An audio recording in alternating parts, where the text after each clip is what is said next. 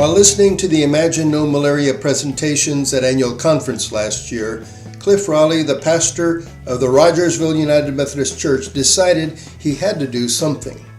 He decided to shoot 1,000 baskets to raise $1,000 for Imagine No Malaria. But the question was, where? He started with a grade school in town and set up an appointment to meet the principal.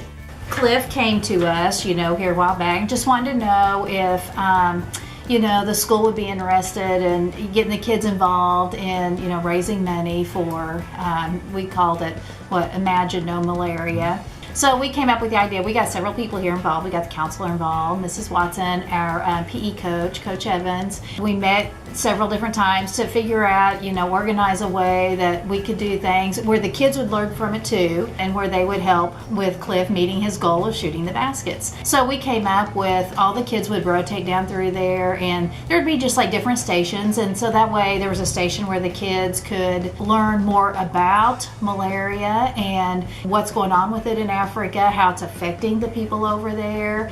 And we had a lady from Africa actually come and talk to the kids too, which was great for them. They could, hear from her and what it's really like there. They watched a video about it. So they learned how the mosquitoes there, how they, their effect on it. And these mosquito nets that they were going to eventually raise money for, they learned why they were so important to them. We organized where we had the stations, and the kids went around to different stations. One of the stations was they were rebounding for Cliff while he was shooting baskets. His goal was to shoot 1,000 baskets, which he made that goal by the end of the day. And he actually made more than half of the shots. So, it was great. I'm sure he was tired and worn out the next day, sore. Really, it was great for the kids to just kind of hear what it's like in a whole other part of the world and what goes on there. And they actually made little mosquitoes and hung them up on a net to just kind of get a feel for what the net's like that they use over there and how it keeps the mosquitoes out.